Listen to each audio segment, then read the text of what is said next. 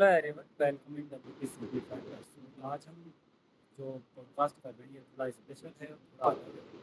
आज इस पॉडकास्ट में एक ग्रुप डिस्कशन है। आज का जो टॉपिक है वो हमारा वर्डप्रेस पे क्या चल रहा है, डे टू डे लाइफ में वर्डप्रेस को कैसे यूज़ कर रहे हैं, कौन से टूल ऑफ वर्डप्रेस में यूज़ करना है, उसका क्या यूज है। फॉर एग्जाम्पल, अगर किसी को वेबसाइट को सिक्योर करना है, कौन सी फ्रॉड से बचाना है, तो कैसे यूज करना है, टेस्टिंग कैसे करना है, स्क्रीन कैसे करना है, सबके बारे में आज जब मैं डिस्कस करूँगा। So welcome in WP simplified और फ्रेम बाय सर। आप दोनों के साथ मैं सेपरेट पॉडकास्ट ऑलरेडी कर चुका हूँ और काफ़ी मज़ा आया। सो आज कुछ इंटरेस्टिंग क्या बताने वाले हैं।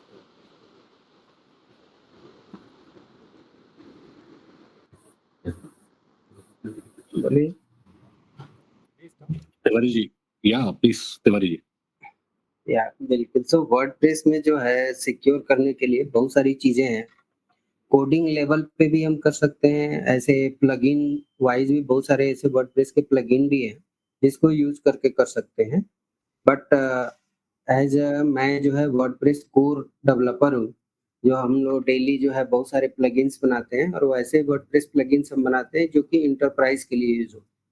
इंटरप्राइज के लिए use in the sense like हमारा जो बनाया हुआ प्लगइन ऐसे साइट्स पे यूज होता है जिनमें दिन के जो है 10-10 20-20 मिलियन व्यूज भी आते हैं, विजिटर आते हैं। ओके। ऐसे ऐसे पे जिसमें न्यूज एडिटर्स एटलीस्ट जो है उन साइट पे 400-500 आर्टिकल पब्लिश होता है पर डे।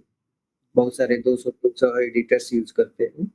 तो हम कोडिंग लेवल पे सिक्योर करते हैं। हम जब भी कोड लिखते हैं तो हम वो मेक श्योर करते हैं कि हम कोई सा भी जैसे ऐसा कुछ तो नहीं हम सुन रहे हैं जैसे नॉन्स वेरीफाई करके हम प्रॉपर कुछ भी अगर हम फॉर्म सबमिट कर रहे हैं अगर कोड में, तो हम विदाउट नॉन वेरीफाई किए नॉन्स नहीं करते। प्लस हम फिल्टर बहुत सारे यूज करते हैं, सैनिटाइजेशन यूज करते हैं। तो बहुत सारी चीजें हम यूज करते हैं जो कोडिंग लेवल पे कर सकते हैं। हम परफॉर्मेंस के रिलेटेड भी बहुत सारा यूज करते हैं, जैसे कि कैशिंग, ऑब्जेक्ट कैशिंग हम यूज करते हैं। एज मच एज हम जितना ऑब्जेक्ट को कैश करके रख सकते हैं। कोडिंग लेवल पे हम लोग बहुत सारा चीज कर रहे हैं सिक्योरिटी के लिए। डेफिनेटली जो है बहुत सारे टूल्स है वो भी यूज कर सकते हैं। शिवानंद सर, आपका क्या पॉइंट है इस पे? क्या यूज कर रहे हैं, क्या चाहिए? तो आप सभी को नमस्कार और मेरे को पॉडकास्ट पे बुलाने के लिए बहुत बहुत धन्यवाद। हमारे दर्शकों को भी नमस्कार। तो अ, तिवारी जी ने बड़ी अच्छी बात करी कि वो सिक्योरिटी के रिलेटेड एक तो प्लगइन डेवलपर्स का होता है कि how to keep your themes and plugin secure. उस पे थोड़ा फोकस रहता है क्योंकि वो एनवांसेस जो होते हैं वो वन टाइम यूज के लिए होते हैं कि एक बार आपने यूज किया उसके बाद वो एक्सपायर हो जाता है। उससे क्या होता है कि कोई अनऑथेंटिकेटेड यूजर जो है सेटिंग्स को सेव नहीं कर पाएगा। दूसरा क्या है, सैनिटाइजेशन का बड़ा रोल रहता है कि आप कुछ भी डेटा जो सेव कर रहे हैं या वो प्रॉपर टेक्स्ट है या वो एचटीएमएल है या फिर वो एचटीएमएल होगा तो उसमें स्क्रिप्ट टैग्स भी हो सकता है या अनक्लोज टैग्स भी हो सकते हैं या अनसैनिटाइज डेटा हो सकता है which can result in MySQL injection. तो वो सारी चीजें होती हैं। दूसरा क्या है कि प्लगइन्स जब मैं डेवलप करता हूं तो there is a wonderful person Justin Tadlock. उनके आप प्लगइन्स देखेंगे ही I think he writes for one of WordPress's blogs. WP Tavern करके कोई ब्लॉग है, उस पे वो ही writes and he also runs Theme Hybrid. उनका जो कोड है ना वो इतना गोल्ड स्टैंडर्ड कोड है, इतना मेथोडिकली और वेल फॉर्मेटेड कोड है। तो मैं उनके उसमें था, I set up a Slack community for them because उससे पहले वो वेबसाइट पे ही चैट वगैरह कर रहे थे। तो मैंने वो स्लैक कम्युनिटी उनके लिए बना के फिर उनको हैंड ओवर किया तो he was pretty happy and then I looked at a lot of his themes. तो मैंने देखा कि फॉर्मेटिंग जो है वो इतना बढ़िया था उनका। तो उधर से मैंने कई सारी चीजें सीखी है। मैं बता रहा हूँ आपको 1917 1918 के आसपास की बात। तो फिर मैंने सर्च किया कि कोई ऐसा होता है क्या कि टेक्स्ट एडिटर में कि आप पीएचपी का कोड अपना फॉर्मेट कर सके। तो जैसे कि जावास्क्रिप्ट के लिए फॉर्मेटर बड़े आसानी से मिल जाता है, सीएसएस के फॉर्मेटर भी आपको आसानी से मिल जाते हैं। पीएचपी का फॉर्मेटर मिलना थोड़ा-सा टेढ़ा काम होता है।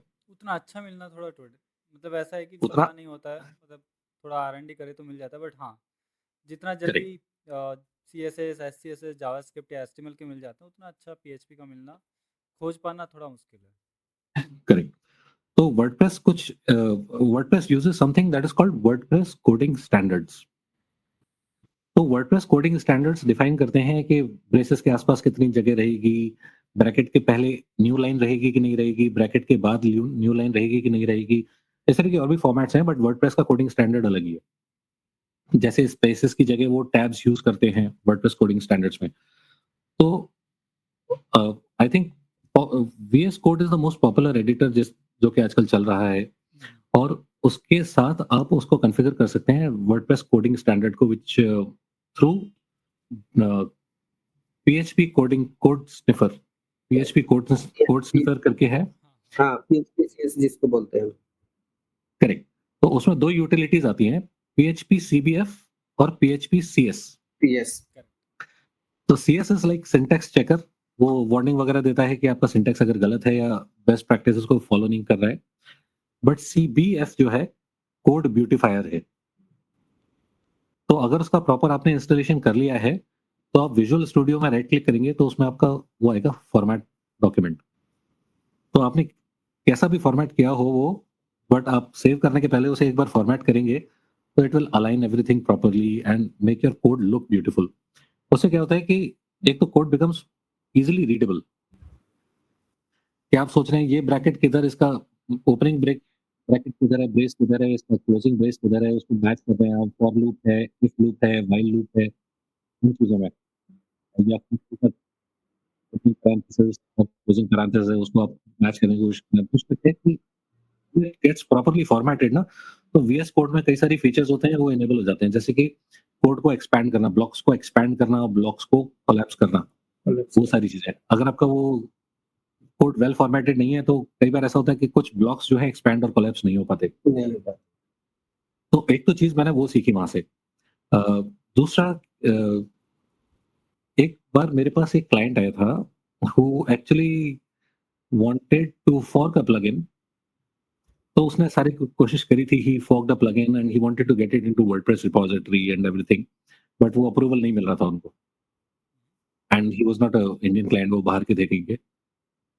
तो he got in touch with me. मैंने उनको बोला, मैंने कि I will charge this much, but I will make sure that your plugin gets into the WordPress repository in the first review itself. In the first review itself. तो PHP में एक pattern होता है सिंगलटन क्लास करके।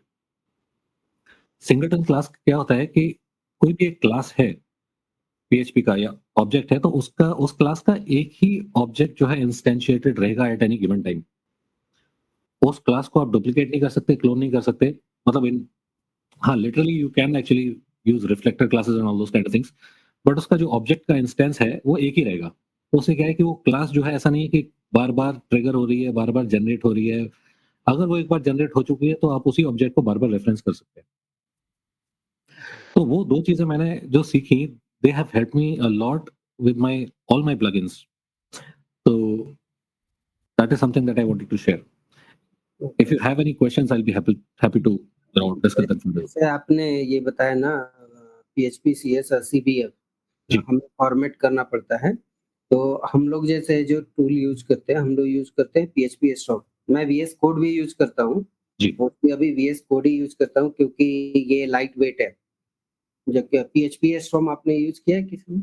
हाँ, मैंने try किया भाई, बट थोड़ा ये ऐसा है कि पेड ऐसा एग्जाम देखने के लिए कभी मैंने पेड वर्जन खरीदा नहीं है, बट एटलीस्ट मैं क्या होता है कि अगर कोई टूल है जो मुझे जिसके बारे में जानना है और अगर मुझे उसको खरीदना नहीं है, ज़्यादा यूज़ नहीं करना है, तो मैं इधर उधर से जुगाड़ कर पुरा के एक बार देख के मैं छोड़ देता हूँ, हटा देता हूँ अपने सिस्टम से, कि एटलीस्ट चलो ठीक है, इसके बारे में पता है, थोड़ा सा बेसिक आइडिया है कि ये टूल क्या काम करता है। और एक बारी शायद पता नहीं कौन सा वर्जन, कोई फ्री वर्जन मिल गया होगा शायद, ऐसा 1 महीना के लिए जो है उसका फ्री वर्ज़न भी मिलता है, ट्रायल है। तो हमारे पास पेड उसका सब्सक्रिप्शन था। मैं ऑलमोस्ट 4-5 इयर्स से यूज़ कर रहा हूँ उसको।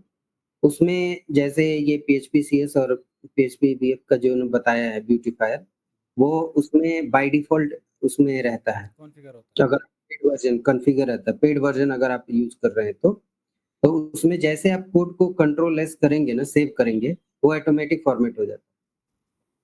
और दूसरा चीज़ जैसे PHP CS का आप लाइन जैसे लिखेंगे ना, वहीं पे अंडरस्कोर रेड दिखा देगा। अगर वहाँ PHP CS जैसे हमने ये ओपन पैरेंथेसिस किया, उसके बीच में एक स्पेस नहीं दिया जो वर्डप्रेस का कोडिंग स्टैंडर्ड है, कि जैसे बीच में कोई वेरिएबल दिया फंक्शन के अंदर या आर्गुमेंट, उसमें अगर स्पेस नहीं है, तो वहीं पे दिखा देता है। तो अगर आप होवर करके ले जाएँगे, तो वो बता देगा कि यहाँ पे एक स्पेस आना चाहिए। पैरेंथेसिस स्पेस चाहिए। मतलब तो वो उसमें क्या है कि बस जैसे सेव करेंगे ऑटोमेटिक वो पूरा चीज़ फॉर्मेट कर देता है जितना कोड लिखे। दूसरा चीज़ उसमें सबसे बड़ा फ़ायदा क्या होता है, जैसे हम लोग एक बड़े प्रोजेक्ट पे काम करते हैं ना, तो कभी-कभी ऐसा होता है कि एक ही फ़ाइल में एक साथ 2-3 लोग काम करते हैं। या हम लोग जो है गिट वर्ज़न मैनेजमेंट के साथ काम करते हैं गिटहब के साथ, तो उसमें बहुत मैंडेटरी रहता है कि टिकट वाइज़ टिकट, कि इस टिकट में क्या चेंज हुआ था बस उतना ही चेंज होना चाहिए। तो कभी-कभी क्या होता है जैसे ये फॉर्मेट वाला वीएस कोड में वो बहुत अच्छा है फ्री में, बट उसमें थोड़ा-सा हमें मतलब किसी चीज़ पे ये दिक्कत होता है, जैसे पहले से फ़ाइल मान के चलिए 1800 लाइन्स ऑफ कोड ऑलरेडी किसी ने लिखा हुआ है। आपने जो लास्ट में केवल एक फंक्शन लिखा, बस एक फंक्शन आपने लिखा उस क्लास में और आपको बस उतना का ही करना है फॉर्मेट। तो या तो मैनुअली कीजिए अगर वीएस कोड, नहीं तो अगर वो राइट क्लिक करके अगर करेंगे ना तो वो पूरा फाइल का कर देगा नीचे से। तो जब आप कमिट करेंगे ना गिटहब में, तो आपके टिकट के रिस्पेक्टिव उतना सारा पूरे फाइल का चेंज दिखाएगा। करेक्ट। तो लेकिन इसमें क्या है, इसमें एक ऑप्शन है कि जितना आप नया कोड लिखेंगे ना, उतने को कंट्रोल एस करेंगे तो उतने को ही फॉर्मेट करेगा। या इसमें एक और ऑप्शन है, उतने पीस ऑफ कोड को आप सिलेक्ट कीजिए और सिलेक्ट करके कंट्रोल एस कीजिए, बस उतना को ही वो फॉर्मेट करेगा। नहीं, बट ये बहुत टूल्स तो बहुत सारे अच्छा। हैं, लेकिन जैसे कि क्या होता है ना कि अब पेड वर्जन बहुत सारे लोग यूज नहीं करते, बहुत सारे लोग क्या बहुत सारी कंपनियां भी यूज नहीं करती हैं। मेरा एक्सपीरियंस ऐसा रहा है कि मैंने अभी तक जितनी कंपनियों में काम किया मुझे हुँ, अधिकतर ऐसा ही मिला कि फ्री वर्जन यूज़ करो, आप VS कोड यूज़ करो। इवन बहुत सारे मैंने ऐसे डेवलपर से भी मिला हूँ जो नोटपैड प्लस प्लस पे भी कोडिंग करते हैं, मतलब नोटपैड प्लस प्लस पे तो कौन नहीं करता, बट हाँ लोग करते हैं नोटपैड प्लस प्लस पे भी।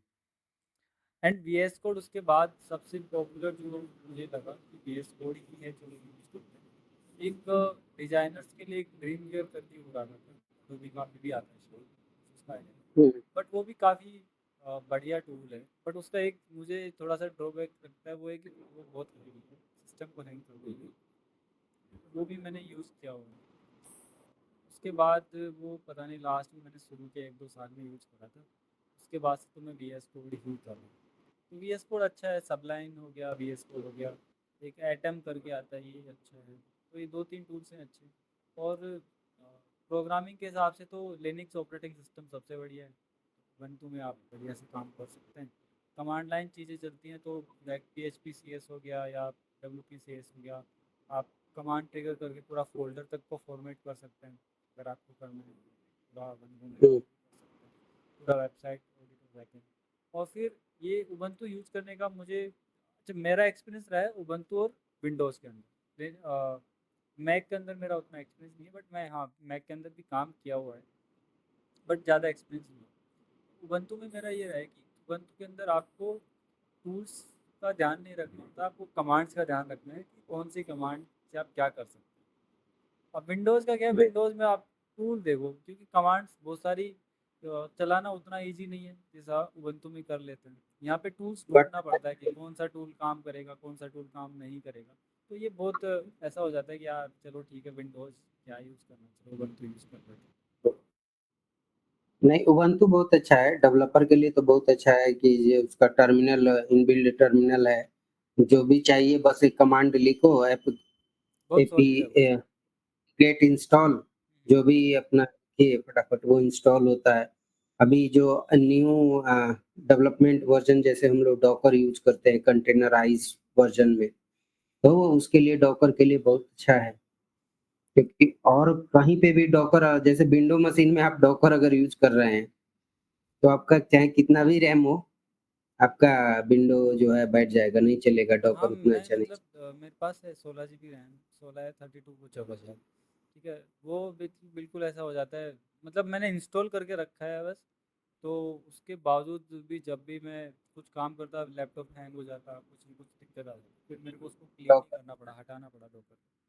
पता नहीं यार, कुछ तो है इश्यूज। तो मैं तो ओवरऑल ये देखता हूँ कि टूल्स वो यूज करो जो बहुत लाइट वेट हो, इजी चल जाए, और उसमें बहुत सारी चीज़ें नहीं हो, बट आपका जो काम की चीज़ें आपको जो काम के टूल्स है, फॉर एग्जांपल कि PHP का एक्सटेंशन अनेबल हो जाए, उसका फॉर्मेटर अनेबल हो जाए, CSS जावास्क्रिप्ट इनके एक्सटेंशन अनेबल हो जाए, और बस आपका वर्डप्रेस के हिसाब से उतना काफ़ी होता है और उससे अपना काम चल जाता है। तो उस हिसाब से मुझे बेस्ट लगता है VS कोड। और डेवलपमेंट के हिसाब से मैं अगर क्विक करना हो तो भी तो वर्डप्रेस स्टूडियो आ गया है, फटाफट से कुछ करके देखना हो तो। अदरवाइज मैं प्रेफर करता हूँ वैम्प सर्वर। उसका रीज़न ये है कि वैम्प सर्वर में एक तो आप वर्चुअल होस्ट बना लेते हो फटाफट से, एंड थोड़ा उसका GUI है जिसमें आपको PHP वर्जन चेंज करना है तो वो कर लो। MariaDB और MySQL में से भी जोन सा आपका यूज़ करना है वो यूज़ कर सकते हो, और वर्जन चेंज करना काफ़ी ईजी है। कुछ चीज़ों में जैसे कि कौन कौन सा एक्सटेंशन आपको अनेबल करना है, डिसेबल करना है, और PHP का कॉन्फ़िगरेशन चेंज करना है, अपाचे का कॉन्फ़िगरेशन चेंज करना है, तो वो आप इजीली कर सकते हैं। उस हिसाब से मुझे वैम्प सर्वर ठीक लगता है। बाकी सब टूल्स तो बहुत सारे अच्छे हैं, मतलब बट आप किसके साथ कंफर्टेबल हो वो एक मैटर करता है। तो अभी मैंने एक वीडियो भी बनाया। जी सर। तो ये वर्कफ्लो जो है आपके यूज केस बेसिस पे बहुत ज्यादा डिपेंड करता है कि हाँ। आपका क्लाइंटेल क्या है और आपका वर्कफ्लो क्या है। फॉर एग्जांपल मेरा वर्कफ्लो जो है, I not only secure websites but I also host websites. But then कभी-कभी क्लाइंट का वो आता है कि मेरा लोगो फिक्स करके देना, या ये वाली इमेज उधर चिपका देना, या ये वाली इमेज फिक्स करके देना, या फिर ये इमेज जो है, ये लोगो जो है हाई रेज़ोल्यूशन में बनाना है या कन्वर्ट करना है, something of that sort. Hmm. अभी क्या है, लिनक्स में you can not use Photoshop. Correct. Linux is a pure mostly programming by and large an open source programming platform. तो उसमें जो है you have to stick with GIMP, या फिर उसमें एसवीजी एडिटर के लिए भी there is another utility, so there are a lot of choice there. But if you are working in a professional environment, तो वो मेरे लिए थोड़ा लिमिटिंग हो जाता है कि until unless I am actually working on a server तब तक। और दूसरा क्या है कि I have to work from the home, sometimes from the office, and I don't like to carry laptops. तो मेरा क्या है कि एक लैपटॉप में मैं सेटअप कर के रखूंगा तो फिर वो ऑफिस वाले लैपटॉप में दिक्कत आएगी। What I do is I have a digital ocean पे जो है I spin up a droplet खटाखट, एंड उस ड्रॉपलेट पे मैं पूरा का पूरा काम कर सकता हूँ, as long as it is WordPress या डेवलपमेंट और प्लगइन कोडिंग रिलेटेड और समथिंग ऑफ दैट सॉर्ट, है ना। लेकिन हाँ, अगर कुछ लोकल है कि फोटोशॉप पे स्विच करना है, तो I can not reboot my system again कि लिनक्स में से अब उसमें जाओ। तो सेफ एनवायरनमेंट्स हैं, एक तो विंडोज अपना, एवरीबडी यूज विंडोज, है ना। करेक्ट। अदरवाइज परफॉर्मेंस का इशू है तो there is the second option, आप एक मैकबुक प्रो उठा लीजिए। उसमें दो ही ऑप्शन मिलेंगे, है ना, एक बेस वर्जन मिलेगा, एक बड़ा वाला वर्जन मिलेगा, है ना। करेक्ट। ये 16 GB रैम या 32 GB रैम, या 32 होगा तो 64 GB रैम, है ना। बस दो ही चॉइस है वहां पे। मतलब you don't have to get into a decision making scenario कि मैं ये लूं या मैं वो लूं, वो that kind of thing. Other than that, मैंने ड्यूल मॉनिटर यूज करके प्रोडक्टिविटी काफी बढ़ जाती है। तो I use to have 24 inch के दो मॉनिटर्स। बट जैसा कि अपने यहाँ की विशेषता है या विशेषता थी कि आज से 10 साल पहले लाइट नहीं रहती थी, तो आप दो दो मॉनिटर अगर आप 24 इंचेस के चला रहे हो, तो your UPS can barely last 15 minutes, hmm. ज्यादा ज्यादा, क्योंकि वो, है ना, आवरली 120 या 160 वाट्स का पर मॉनिटर वो लेगा। प्लस जिस मॉनिटर को आपने वो सीपीयू से कनेक्ट कर रखा है, वो सीपीयू खुद ही पूरा यूनिट जो है वो 1600 वाट के करीब का है। तो मतलब your UPS has to be a good 2500 watts, है। तो उसमें जो है बैटरी जो है मैक्सिमम 15 मिनट। तो अभी क्या है, वो एसस का लैपटॉप निकला था कुछ सीरीज जिसमें कि ड्यूअल स्क्रीन था। ओके। एसएस के ड्यूल स्क्रीन लैपटॉप्स निकले थे तो उसमें I could code it on my primary screen और सेकेंडरी स्क्रीन पे आई कुड मॉनिटर थिंग्स या पिंग लगा के रखा है या कुछ तो भी रेफरेंस करना है या उसका डिजाइन को देख रहे हैं तो that help me a lot. हाँ, वो अभी लेकिन मैकबुक प्रो में भी जो है ये वाला फीचर है स्प्लिट स्क्रीन का। इसमें क्या स्प्लिट स्क्रीन कर सकते हैं ऐसे या ऐसे स्क्रीन कर सकते हैं मैकबुक प्रो में भी। वर्टिकल और हॉरिजॉन्टल दोनों तरीके से कर सकते हैं। जैसे दैट स्प्लिट इज कर सकते हैं। That is like splitting the same screen but I am talking about dual screens. आपके पास एक एक्स्ट्रा स्क्रीन है। ओके वो एसस का मॉडल था वो 15 इंचेस का I think Asus Zenbook pro. Okay उसमें क्या था स्क्रीन तो आप देख ही रहे हैं एक नीचे कीबोर्ड के ऊपर एक छोटी सी स्क्रीन और है which is the same resolution लेकिन उसकी हाइट जो है आधी है बस। ओके ओके तो 1920 पिक्सल्स का ही है लेकिन 1080 का आधा है वो वर्टिकली आधा है वो। तो जब आप लैपटॉप खोलते हैं तो स्क्रीन अपने आप ऊपर होके ऊपर हो जाता है and that is all touch screen. थोड़ा फैंसी आइटम है बट ड्यूल स्क्रीन मैं बहुत रेकमेंड करता हूँ लोगों को if you are full time into development या this kind of a thing तो ड्यूल स्क्रीन होगा ना तो आपका परफॉर्मेंस ऑलमोस्ट डबल हो जाता है। आप ये भी देख रहे हो उधर भी देख रहे हो आपको वो कंट्रोल ऑल्ट टैब करने की जरूरत नहीं है ना। देखते देखते उधर भी मॉनिटरिंग भी चल रही है इधर टास्क बार चल रहा है टास्क मैनेजर चल रहा है एच टॉप चल रहा है इधर फोटोशॉप आपने खिसका दिया उधर है ना। यहाँ पे आपने वो फोटोशॉप में से आपको लोगो जो है इलस्ट्रेटर में बनाना है या कुछ भी करना है तो इधर एक स्क्रीन पे इलस्ट्रेटर खोल रखा है एक स्क्रीन पे आपने वो खोल रखा है वो बड़ा ईजी हो जाता है। हाँ, हम लोग जैसे ऑफिस में जो है ना जैसे हमारा जो है छोटा स्क्रीन है जैसे 14 इंच का है मैकबुक प्रो M3 है तो 14 इंच का है। तो हम लोग जो है 36 इंच का हमारे पास मॉनिटर भी है। हमारे ऑफिस में 36 इंच का मॉनिटर है तो वो बहुत फायदा आई एग्री। कब फायदा ज्यादा तब फायदा ये कब करता है कि जैसे हम लोग कोई भी डिप्लॉयमेंट करते हैं प्रोडक्शन पे तो हम लोग न्यू रेलिक एक टूल है लॉगिंग का टूल एरर लॉगिन हम न्यू रेलिक होता है टूल। तो हम उसको जो है उस पे और वर्डप्रेस वीआईपी का लॉग होता है रन टाइम लॉग तुरंत का तुरंत वो लॉग दिखाता है। तो हम क्या करते हैं जो बड़ा वाला स्क्रीन है उस पे दो स्प्लिट करके जो मॉनिटर पे वो दोनों एक साइड पे ये एक साइड पे ये और इस पे अपना डिप्लॉयमेंट करते हैं तो हम रन टाइम में देखते भी रहते हैं। या अगर वो नहीं रहता है तो कोडिंग करने के लिए थोड़ा सा बड़ा सा एडिटर मिल जाता है हम जो 36 इंच के उसमें हम करते हैं तो। और इसमें जो है लैपटॉप स्क्रीन में सिर्फ हम स्लैक रखते हैं कि अगर किसी का चैट आया तो इसमें कर लिया।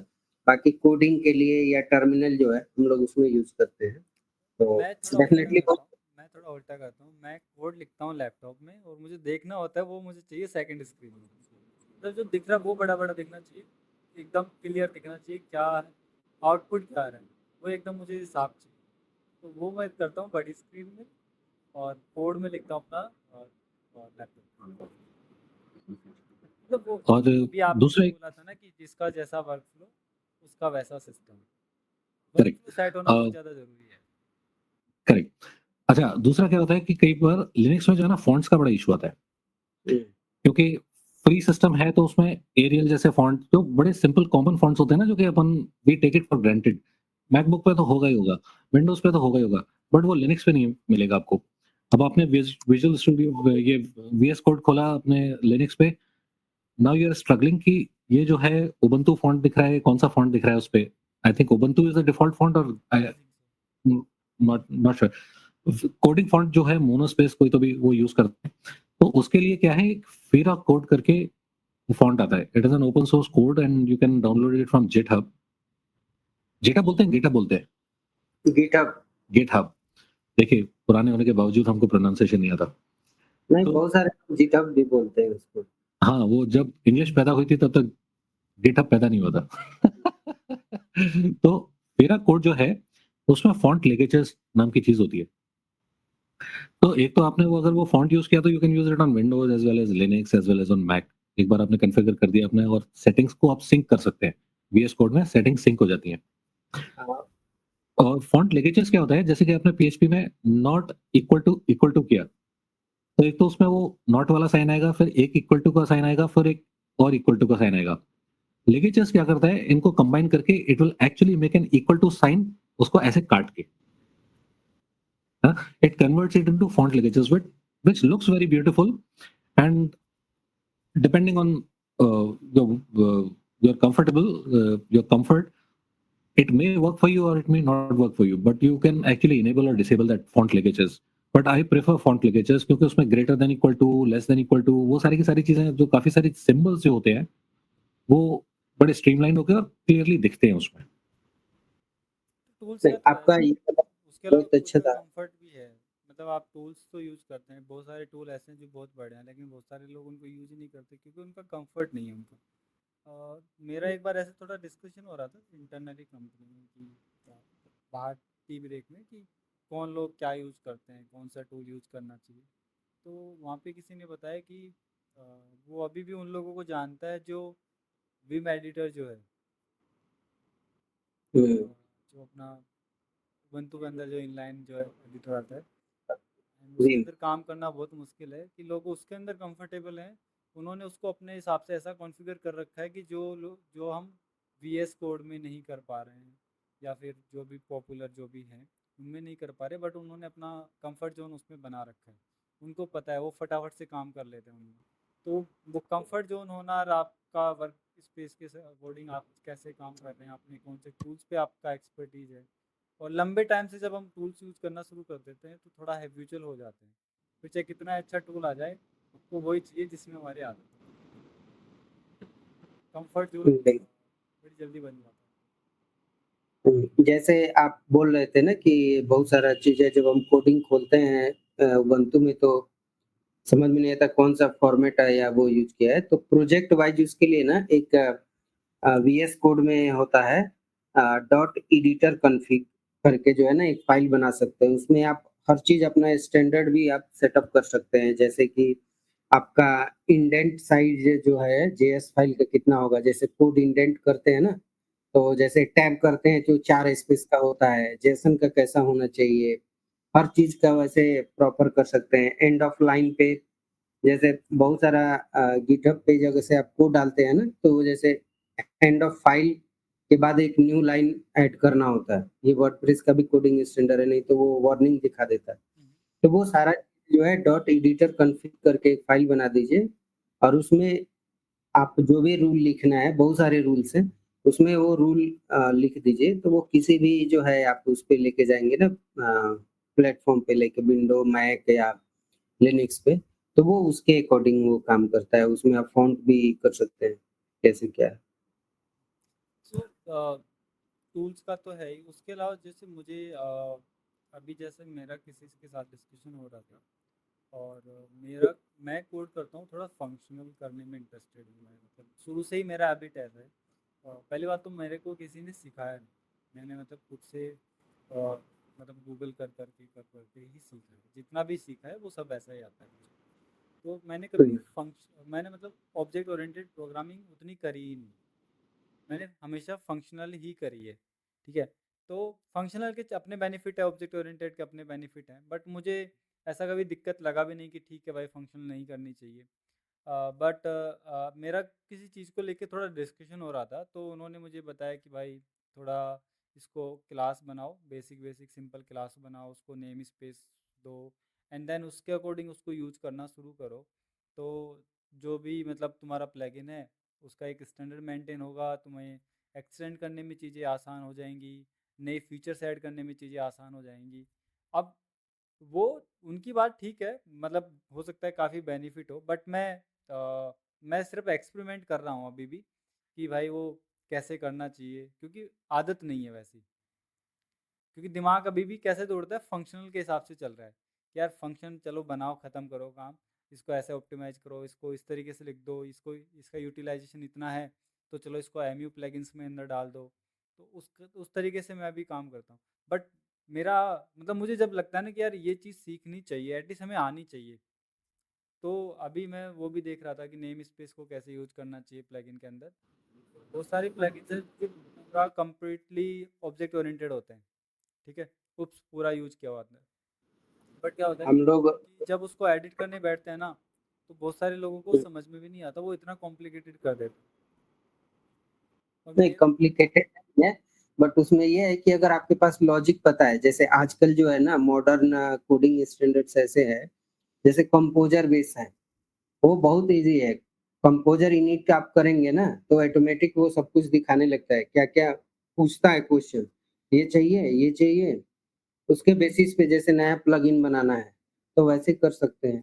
या अगर ज़्यादा आपको सुनील भाई दिक्कत हो रही है, तो बहुत सारे ऐसे ना बॉयलर प्लेट है, बने-बने प्लगइन्स के ना बॉयलर प्लेट प्लगइन्स है, जो कि कंपोजर यूज़ करके जो है ना, वो नहीं, मेरा बने मेरा दिक्कत का नहीं, मैं जस्ट वो एक इंटरेस्ट की बात बता रहा हूँ कि जैसे मैं फंक्शन लिखता हूँ तो मेरा इंटरेस्ट ऑब्जेक्ट ओरिएंटेड में नहीं है, बट मुझे किसी ने बोला कि तुम ये करके देखो, तो अब मुझे क्यूरियोसिटी है कि हुँ, कैसे करना चाहिए। मुझे नहीं पता कि वो उसका क्या बेनिफिट है क्या नहीं है, वो जब तक मैं करके नहीं देखूंगा और मैं जब तक एक चीज़ कम्प्लीटली बना नहीं लूँगा, देन मैं कंपेयर करके बता पाऊंगा ना कि मुझे फंक्शनल में ये बेनिफिट था और ऑब्जेक्ट ओरिएंटेड पे आया तो मुझे ये बेनिफिट है या नुकसान जो भी है, वो एटलीस्ट मुझे तब समझ में आएगा। बट मैंने एटलीस्ट स्टार्ट करा उसको, मैंने थोड़ी चीज़ें करी। बट हाँ, मैं चाहता हूँ कि एटलीस्ट मैं एक प्लगइन बनाऊँ जो पूरा नेम स्पेस और ये क्लास और इन सब के बेस पे हो, और एटलीस्ट वो एक एक्सपीरियंस हो एटलीस्ट। बट फंक्शनल ठीक है, मुझे पसंद है, करते हैं, कोई दिक्कत नहीं है। नहीं, नहीं, सुना लगता है, बहुत सारे लोग जो है यूज़ कर रहे हैं, बहुत सारे अभी भी प्लगइन जो है wordpress.org पे जा रहा है, तो वो भी जो है अभी जो है फंक्शनल पे ही जा रहा है। ये कोई लिमिट थोड़ी ना है कि आप फंक्शनल करो या ऑब्जेक्ट ओरिएंटेड करो, ये तो आपका चॉइस है कि आपको कैसे करना है, आपको क्या पसंद है। बहुत सारे लोग हैं जिनको जो कर सकते हैं आराम से इजीली फंक्शनल करते हैं, बट नहीं, उनको पसंद है भाई हम तो ऑब्जेक्ट ओरिएंटेड ही करेंगे। अब देखो क्या होता है ना, जैसा कि अ, हमारा असेट्स का फोल्डर होता है जिसमें हम CSS, जावास्क्रिप्ट और इमेजेस रखते हैं। तो बहुत हुँ, सारी थीम्स या प्लगइन्स के अंदर आपको फोल्डर स्ट्रक्चर क्या मिलेगा, असेट्स, जावास्क्रिप्ट का JS, जो भी CSS फाइल है उसका CSS, और इमेजेस का जो हुँ, फोल्डर होगा उसका IMG। ये बहुत कॉमन है। अब कई लोग क्या करते हैं कि इसको डिफ्रेंशिएट करने के लिए असेट्स को बनाते हैं वो बिल्ड, CSS को फोल्डर करते हैं स्टाइल, JS के फोल्डर को करते हैं स्क्रिप्ट, और IMG को करते हैं पूरा इमेजेस। नहीं, वो उसपे होता है जैसे आप प्रॉपर लिंटिंग यूज़ कर रहे हैं ना, तो उसमें जैसे हम लोग सेम उसी तरह यूज़ करते हैं, तो हम फ़ोल्डर बनाते हैं एक एसआरसी करके। एसआरसी करके जो फ़ोल्डर सेक्शन में एसआरसी बनाते हैं, वो एसआरसी में सिर्फ़ हम डालते हैं जावास्क्रिप्ट का कोड, जो कि रिएक्ट जेएस का कोड हम लिखते हैं, जैसे ब्लॉक एडिटर का कोई कोड लिख रहे हैं। या हम एससीएसएस लिखते हैं, हम सीएसएस नहीं लिखते हैं। एससीएसएस लिखते हैं और वो रन टाइम पे जब बिल्ड बनता है, जब एनपीएम रन बिल्ड हम करते हैं, कमांड रन करते हैं एनपीएम का, तो वो ऑटोमेटिक जो है वो रन करके जो है हम पैकेज यूज़ अच्छा, कर रहे हैं तो आप ऑटोमेटिक वो रन करके बिल्ड बना दे देता है। आपका जो आउटपुट आएगा वो उसका फोल्डर स्ट्रक्चर क्या होगा? वो उसका बिल्ड फ़ोल्डर करके आएगा। उसका एक सबसे बड़ा फ़ायदा क्या होता है कि वो जो बिल्ड आएगा, वो मिनिफाइड जेएस होगा, मिनिफाइड सीएसएस होगा, तो उससे जो है आपको एक्स्ट्रा जो है ना परफॉर्मेंस के लिए आपको वो मिनिफाई करने की ज़रूरत नहीं है।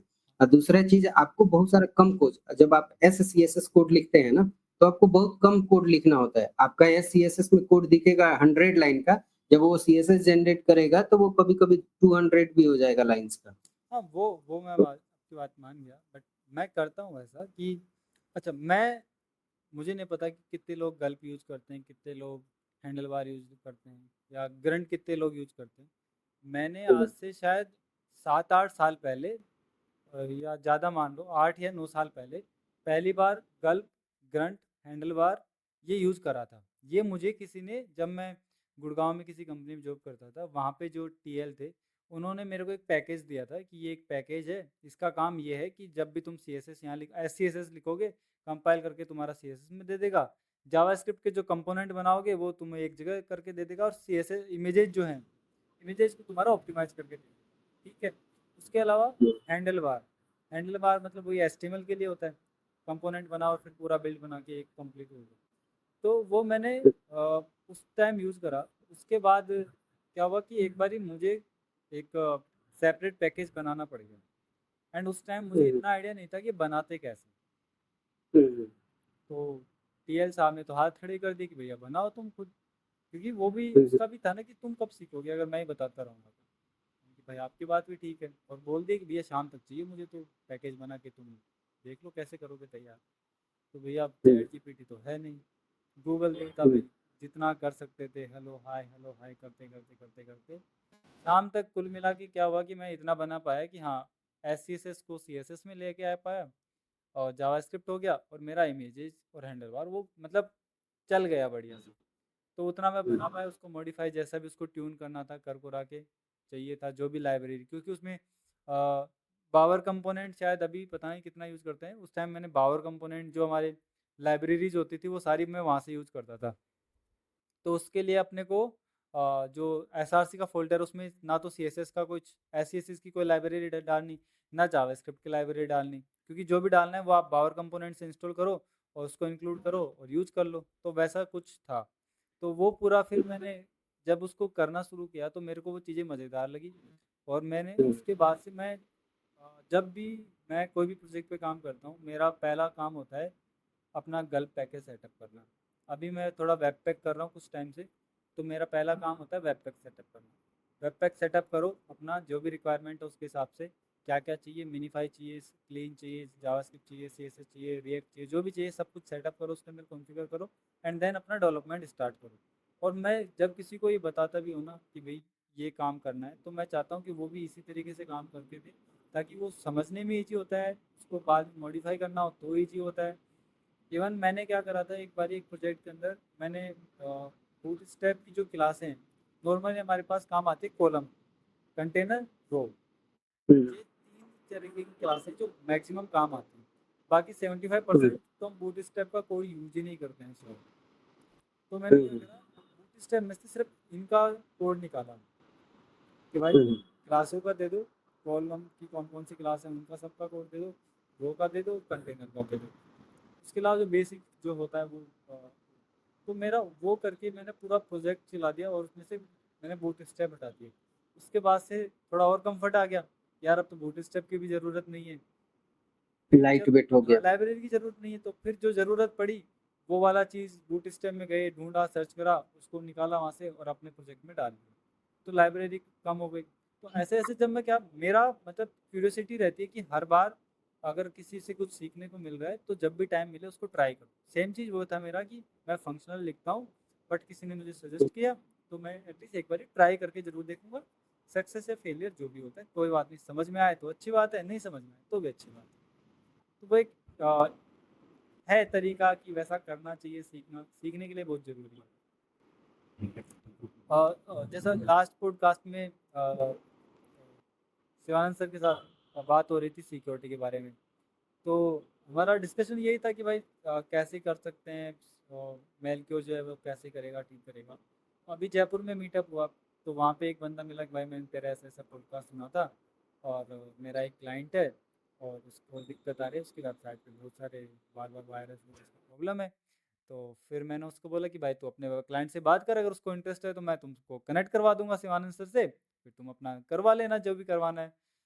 तो हम्म, उसके बाद उन्होंने बोला कि हाँ मैं उसी के लिए तुमसे मैं बात कर रहा था कि एक बार मुझे उनसे कनेक्ट करवा दो कि वो तो कभी भी करवा देंगे, बट एटलीस्ट तुम अपना जो भी रिक्वायरमेंट है वो क्लियर करके आओ, और उससे मुझे बता देना, मतलब व्हाट्सएप पे या कॉल पे जैसे भी हो, एक बार कनेक्ट करवा देना। तो ऐसा होता है कि पॉडकास्ट करने का सबसे ज़्यादा बेनिफिट मुझे जो लगा वो ये है कि एटलीस्ट जब जो लोग भी आपको देख रहे हैं ना, उनके पास अगर कोई क्वेश्चन है तो एटलीस्ट पूछते हैं कि यार उनसे मुझे कनेक्ट करवा दो। किसी को कुछ दिक्कत है, यार वो वाला पॉडकास्ट भाई मैंने तेरा देखा था, तुम मुझे उससे उनसे कनेक्ट करवा दो, मेरे पास ये प्रॉब्लम आ रही है। तो इसका भी मुझे मतलब थोड़ा सा अलग बेनिफिट मिल रहा है, शायद थोड़ी प्रायोरिटी मिल रही है। नहीं सही है। नहीं, ये एक वो अपने यहाँ there is an ancient story कि एक बार विश्वामित्र ऋषि थे और एक और थे, तो उनमें कुछ वो हो गया, तो दे वेंट टू नारद जी, बोले शास्त्रों में ज्यादा ज्ञान है या सत्संग में ज्यादा ज्ञान है? हम्म, तो finally they went to Vishnu ji and he said कि आप कितना भी पढ़ लो, वो theoretically रहता है, until unless you meet people and get into networking side of things, you don't realize कि प्रैक्टिकल उसकी यूटिलिटी क्या है। करेक्ट। और जैसे कि आप बता रहे थे कि वो बिल्ड एनवायरनमेंट है, अलग अलग बिल्ड एनवायरनमेंट है, एमयू प्लगइन आप बनाते हैं, एक रेगुलर वर्डप्रेस का प्लगइन बनाते हैं या थीम बनाते हैं, व्हाटएवर इट इज, अभी शुरू-शुरू में तो सब लोग पीएचपी से ही चालू करते हैं, है ना? And almost everybody of us is a self learner. College के बाद यही शुरू किया था। But those coming from the academic background उनको थोड़ा अलग वो रहता है। कंप्यूटर साइंस के लोग हैं, they would know a little bit about how many types of algorithms are there, how many types you can approach the same problem from. तो कई बार ऐसा भी होता है कि हम है ना, those people, those academic people, वो बोलेंगे कि छोटा-सा भी अगर प्लगइन बनाना है तो उसके लिए भी तलवार निकालेंगे वो, है ना? और कई बार हमारे पास एक बहुत बड़ा प्रोजेक्ट होता है और हम उसको सुई से वो अप्रोच करते हैं, सुई वाले एंगल से, वो होता क्या है कि वो अनमैनेजेबल हो जाता है, कि मैंने ये फाइल भी बनाई थी, वो फाइल भी बनाई थी, अभी 2 साल में वो कोड इतना एक्सपैंड हो जाएगा उसके रिक्वायरमेंट के हिसाब से, यार इसमें ये भी डाल देना, इसमें ये भी डाल दीजिए, उसमें वो भी डाल दीजिए और you will keep charging and you will keep requesting, by the end of 2-3 years that code will become unmanageable. Correct. So depending on the task at hand, one of the approaches that I take is कि आप long term इसको लेके जाने वाले हैं। If you are designing a site or developing a plugin, whom is it meant for? Is it a one-time plugin that only you are going to use? Yeah, is it some kind of a plugin that you would distribute at other platforms? Or is it a plugin that will go into the WordPress repository? है ना? Depending on that, you have to take an approach.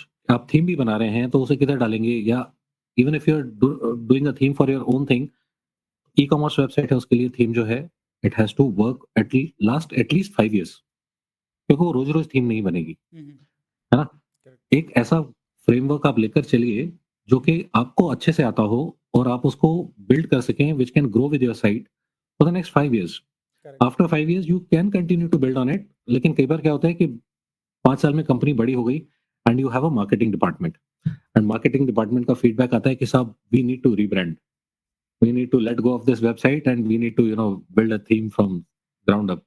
तो उस case में yes obviously 5 साल एक theme ने आपका साथ निभाया, that is a very good thing.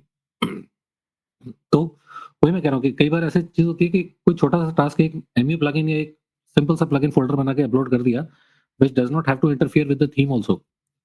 Mostly mostly you will find utility code जो कि ये इंटरनेट पे आप देखेंगे ना, how to get this thing done, बोले ये वाला कोड जो है functions.php में जाके आप पेस्ट कर दो। तो वो टास्क उतने से कंप्लीट हो जाता है ना, बट यू डोंट रियलाइज़ कि the moment you change your theme तो वो चलना बंद हो जाएगा।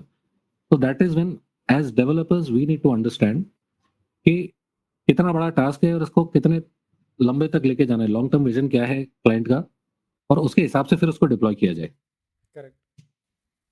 उसके लिए ना हम क्या कर सकते हैं, एक कस्टम प्लगइन सा बना लीजिए कि जो भी कोड है हम function.php में डाल रहे हैं, उसमें ना डाल के हम वो उसी में डालें। क्योंकि जैसे अगर थीम कभी अपग्रेड किया, अपडेट आया उसका, अगर उसको अपडेट किया एडमिन से, तो वो सारे चेंजेस चले जाएँगे।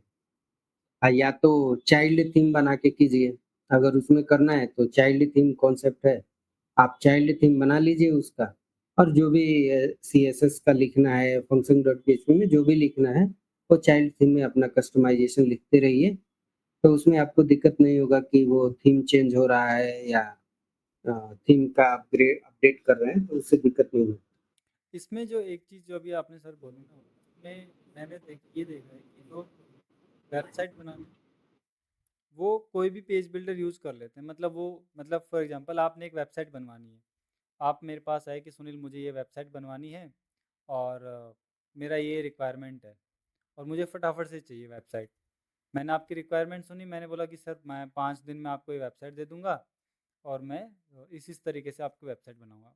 तो उसमें मैंने करा क्या, मैंने एक पेज बिल्डर यूज़ कर लिया जिसमें मैं कंफर्टेबल हूँ।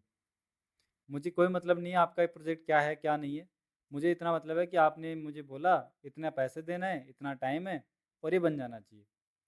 अब दिक्कत कब क्या होती है, आपका वो प्रोजेक्ट स्केल हो रहा है।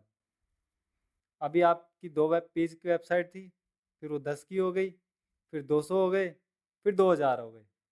पता चला 2000 पे आपकी वेबसाइट ने रोना शुरू कर दिया कि अब तो भैया हम 100 लोग भी नहीं झेल पाएंगे, अब तो हम 200 लोग भी नहीं झेल पाएंगे, और सर्वर लगाओ बड़ा, और बड़ा सर्वर लगाओ, और बड़ा सर्वर लगाओ।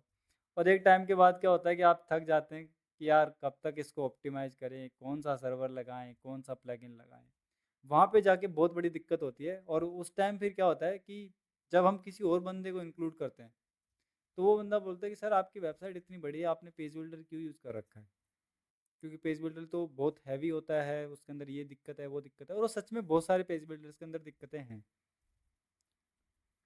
वो मुझे नहीं पता क्या है उनका, बट हैं बहुत सारे पेज बिल्डर्स। मैंने जितने पेज बिल्डर्स के साथ, एटलीस्ट मैंने बहुत सारे पेज बिल्डर्स के साथ फेस किया है, किसी स्पेसिफिक का नाम नहीं लेते हैं। तो वो एक दिक्कत है। वो उसका मुझे रीज़न ये लगता है कि जब डेवलपर को सिर्फ पैसे से मतलब होता है ना, कि मुझे तो पैसे से मतलब है, मेरे पास पैसा है, बात ख़त्म। उसका प्रोजेक्ट सामने वाले का ख़राब होता हो तो हो। तो वो यही करता है कि उसको कोई भी पेज बिल्डर बनाएगा, लगाएगा और काम ख़त्म करके दे देगा। बट एक सर्टेन टाइम के बाद आपको पेज बिल्डर हटाना पड़ेगा, क्योंकि आपका पेज बिल्डर जो है वो 2000 का रियल टाइम, अगर रियल टाइम की मतलब गूगल एनालिटिक्स के अंदर जो रियल टाइम है उसकी बात करते हैं, तो अगर वो 2000 का नहीं झेल पा रहा है, तो आप क्या करोगे? आप सर्वर बढ़ाओगे, आप मेमोरी बढ़ाओगे, रैम या सीपीयू बढ़ाओगे, आपका कॉस्ट ज़्यादा जाएगा। तो वो बहुत सारी प्रॉब्लम क्रिएट कर देता है। और जितना पैसा आपने उस टाइम बचाया प्रोजेक्ट बनाने में, उससे कहीं गुना ज़्यादा पैसा आप सर्वर पिक की कॉस्ट पे खर्च कर देते हैं। तो ये बहुत ज़रूरी है कि आप अगर आप वेबसाइट बनवा रहे हैं, तो आपको ये ध्यान रखना चाहिए कि आपका वेबसाइट का पर्पज़ कितना है। अगर आपका सिर्फ पोर्टफोलियो वेबसाइट है, आपके 5 ही पेज रहने वाले हैं, तो ठीक है, आप आराम से पेज बिल्डर यूज़ करिए। लेकिन आपको पता है कि अगले साल में या 2 साल में, 6 महीने में, जो भी टाइम है, उसके बाद आपका एक ग्रो करेगा, आप हर हफ्ते या इसमें 2 या 5 आर्टिकल डाल रहे हैं, तो वो ग्रो करेगा, ऑब्वियस सी बात है। तो वो एक टाइम के बाद वो जाके डेफ़िनेटली फटेगा। तो बेस्ट है कि उस टाइम आप कस्टम और मिनिमम मिनिमम प्लगइन्स के साथ जाएँ, तो वो उसमें उस टाइम हो सकता है कि आपका डेवलपमेंट का कॉस्ट बढ़ जाए, लेकिन लॉन्ग टर्म में चलने के लिए वो सबसे बेस्ट सॉल्यूशन मुझे लगता है। और वैसा ही करना चाहिए, आई थिंक सो। तो ये पेज बिल्डर वाला बड़ा अच्छा पॉइंट आपने रेज़ किया। पेज बिल्डर्स का टारगेट ऑडियंस जो है डेवलपर्स नहीं है। करेक्ट। डेवलपर्स के पास सामने कई बार ऐसी सिचुएशन आ जाती है कि उनको पेज बिल्डर यूज़ करना पड़ता है। They are forced to use page builders. Why? क्योंकि क्लाइंट का बजट नहीं है, बजट नहीं है। है ना? तो क्लाइंट का बजट नहीं है, उसको या फिर उसको जल्दी चाहिए कि मेरे को इतने ही दिन में चाहिए, ऐसे ही चाहिए, बस खट, खट, खट करके।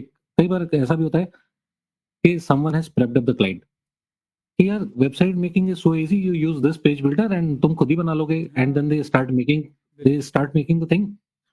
और बीच में फिर क्या होता है, अरे यार ये मुझसे नहीं होगा, मैं किसी को हायर कर लेता हूँ। फिर वो बोलेंगे कि नहीं मैंने ये पेज बिल्डर बनाया है, ये अच्छा है, आप इसी को यूज़ करो।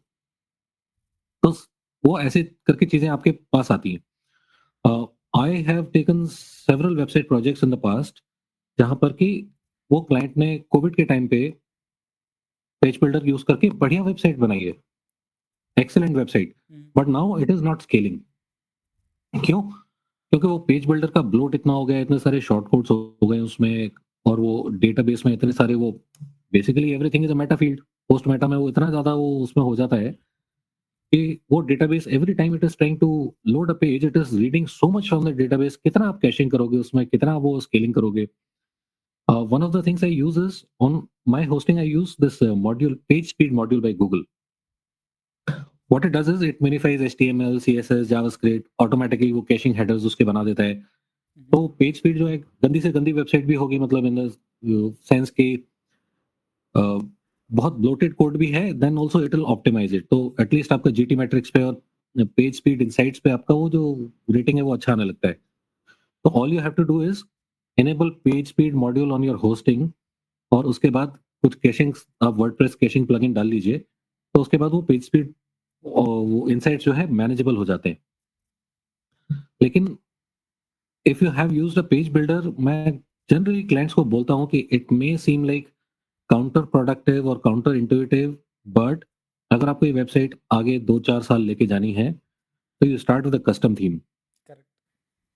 है ना? पेज बिल्डर हटा दीजिए, उसके सारे स्क्रीनशॉट्स लेके रख लीजिए कि कैसा दिखता था, so that you can compare before and after, but at least do the right thing. क्या होता है कि जितना आप वो डिसीजन डिले करते हो, उतना ही ज़्यादा आपके कॉस्ट्स एक्सपैंड हो जाते हैं, कॉस्ट मल्टीप्लाई हो जाता है। जैसे कि आपने बना लिया, 4 साल तक आप वेबसाइट को एक्सपैंड करते रहे पेज बिल्डर पे, आपने सर्वर को भी इंक्रीज़ किया, सीपीयू, रिसोर्सेज़, मेमोरी, रैम सब कुछ इंक्रीज़ किया, सॉलिड कैशिंग भी करी। उसके बाद अगर आपको पेज बिल्डर हटा के थीम पे जाना पड़ेगा, तो आपकी थीम पे उतना ही काम बढ़ गया, तो पिछले पूरा का पूरा 4 साल का काम आपको उसमें थीम में पोर्ट करना पड़ेगा। Correct.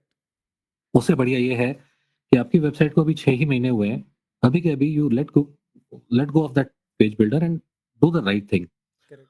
I'm not saying page builders are bad. Page builders can be really good for people who want to run their own website or who want to run a small website, 5-page website, or a 5-page e-commerce website कि हाँ, I have 10 products and I don't want to expand or something of that sort.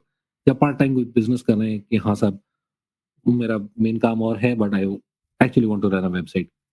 But हाँ, when you come into the enterprise और small business segment, तो वहाँ पे you can not rely on page builders. वो एक decision है कि there may be exceptions, but I would almost never recommend a page builder for a business website. हाँ, बहुत अच्छा। जैसे कोडिंग को जो है आपको अच्छे से करना है, PHP CS है, उसको आप कॉन्फ़िगर कीजिए PHP CS को, वो आपका हर चीज़ बता देगा, स्पेसिंग, कोड फॉर्मेटिंग या कोई भी एरर या वार्निंग, वो चीज़ है।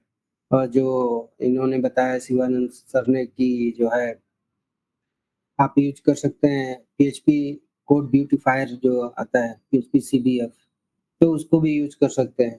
उसके अलावा जैसे जो है ना एक बहुत अच्छा टूल है, इनको पता होगा सिक्योरिटी में, ये रिस्प करके आता है, एक टूल आता है, वो स्टैटिक कोड एनालिटिक टूल्स है। तो अगर आपको एकदम आपको ये चेक ही करना है कि आपका कोड एकदम लाइक सिक्योर है, हर चीज़ ठीक है, तो आप कोई भी स्टैटिक टूल एनालिसिस, बहुत सारे टूल हैं, रिस्प है और भी बहुत सारे टूल है, उससे आप एक बार जो है अपना कोड स्कैन कीजिए, स्टैटिक पूरा स्कैन करेगा file by file, line by line, और वो आपको बता देगा कि अगर आपके कोड में सिक्योरिटी फ्लॉ है और तो वो यूज़ कर सकते हैं। जैसे जावा के प्रोजेक्ट में बहुत सारे लोग सोनार यूज़ करते हैं, वो भी एक टूल है। PHP के लिए रिस्प यूज़ करते हैं बच्चे। That will be a plus point two that.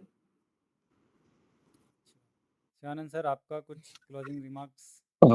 मेरे ख्याल से आप दोनों ने वो सारा का सारा कवर कर ही लिया है, तो I will just try to reiterate कि अपन ने उसके बारे में भी बात करी थी। वेबसाइट जो है bloat over the period of time bloat हो जाता है, तो पेज पेज बिल्डर्स आप यूज कर सकते हैं छोटी वेबसाइट्स के लिए, but if you are serious about running a website for the longer term, 4 years 5 years और मोर, तो एक तो try to go with a custom theme. Correct. दूसरा, कितनी भी स्लो या स्लगिश वेबसाइट हो, if you have a proper hosting which supports Google's page speed module, तो Google's page speed module is like a blanket cover के, उसमें आपको पीछे से फिर CSS मिनिफाई नहीं करनी, जावास्क्रिप्ट अलग से मिनिफाई नहीं करनी, HTML अलग से मिनिफाई नहीं करनी। तो as long as you have a WordPress website and a WordPress caching plugin, images को dynamically on the fly compress करके सर्व करेगा। अगर आपके पास PNG है या JPEG इमेज आपने किसी पोस्ट में अपलोड कर रखी है, it will automatically convert it into a WebP और तब वो जाके रेंडर करेगा। तो पेज स्पीड एक ऐसा टूल है विच यू कैन यूज। कुछ होस्टिंग्स हैं जो कि प्रोवाइड करते हैं, हम लोग प्रोवाइड करते हैं, there are some other hostings which provide it, या फिर optionally you can ask them to install that module and enable it on your system. तो पेज स्पीड एक चीज हो गई। दूसरा यह है कि वेबसाइट का लॉन्ग टर्म प्लानिंग के हिसाब से आप देखिए कि पेज बिल्डर यूज करना है कि नहीं करना है। अगर आप जल्दी से जल्दी डिसीजन लेंगे तो आपका लॉन्ग टर्म कॉस्ट वो है सेव हो जाता है ना। आप अगर मान लीजिए 100 रुपए में, अगर इट्स नॉट लाइक 100 रुपया, but I am just giving it in rough numbers like percentages, अगर आप 100 रुपया आज खर्च कर रहे हैं या 5 साल के बाद करेंगे तो वो 50 टाइम्स मल्टीप्लाई हो जाता है ना? तो the sooner you take a decision the better it is for your company and for your pocket also. Correct. That's all. So sir, thank you so much. Thank you भाई। नया तरीके से हमने आज कुछ पॉडकास्ट करा, मुझे ये सबको पसंद आया होगा। कोशिश करेंगे कि नेक्स्ट टाइम कुछ नया और कुछ नए लोगों के साथ, कुछ नए लोगों को बताएं। बिल्कुल। Thank you. Absolutely a delight and pleasure, and looking forward to your next one. Thank you.